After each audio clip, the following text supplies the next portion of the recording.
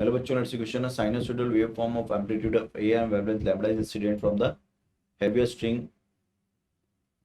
string on a joint of between two strings of which one of the heavy and another is light. Choose the correct option. तो बच्चों अपने पास मान लो ये आपके पास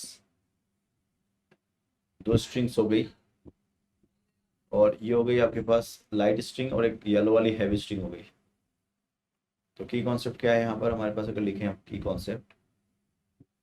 concept है हमारे पास sinusoidal wave, that is your transmission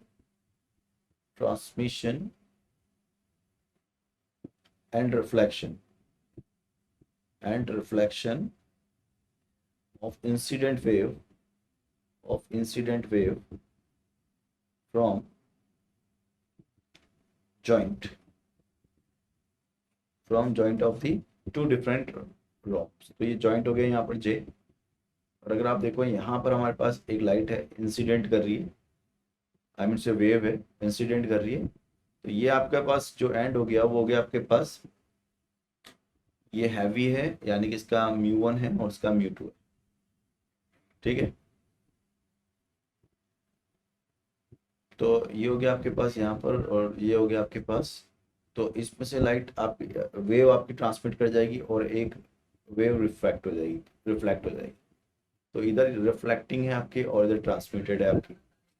तो amplitude of reflecting कितना होता है? It is v2 minus v1 upon of v2 plus v1 into amplitude, और रिफ्लेक्टिंग का ट्रांसमिटेड का एम्पलीट्यूड होता है आपका twice of v2 upon v1 plus v2 into of a not. ठीक है, और ये हमको पता है v2 बड़ा है किससे? v1 से। क्यों? क्योंकि μ2 छोटा है किससे? μ1 से।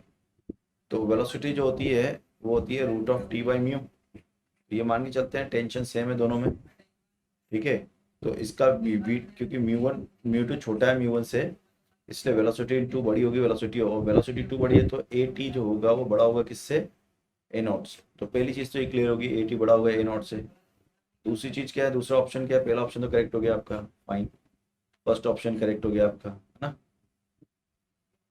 First is correct.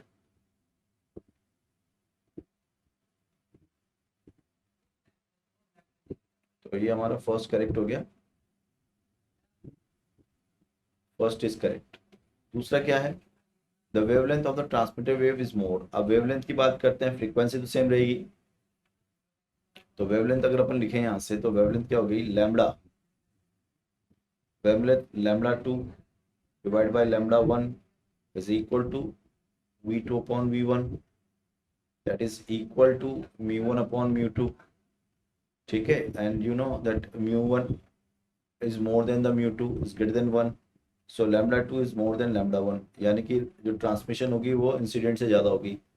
ये भी सही हो गया आपका, so that B also correct। ये तो करेक्ट है ही सही, B भी करेक्ट हो गया। The amplitude of the reflected wave less than the amplitude of incident. और रिफ्लेक्टेड के लिए अगर हम बात करें तो एम्पलीट्यूड जो होगा रिफ्लेक्टेड का वो क्या दिखा रहे हो आप? Amplitude reflected v2 minus v1 upon of v2 plus v1।